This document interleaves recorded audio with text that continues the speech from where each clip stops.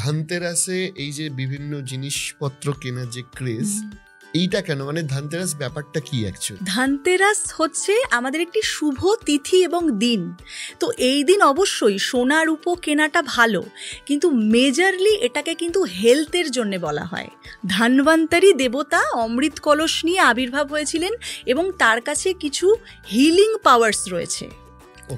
মানে বলা হয় শাস্ত্রে যে ধন্বন্তরী হচ্ছে ভগবানেদের ফিজিশিয়ান, মানে ভগবানেদের ডাক্তার হচ্ছে ধন্বন্তরী। তার মানে তার কাছে কিছু হিলিং পাওয়ার্স রয়েছে, সে আমাদের রোগ মুক্ত করতে পারে। এই দিনটা কিন্তু এই মন্ত্র চ্যান্টিং এবং হেলথ বেনিফিটসেরও দিন।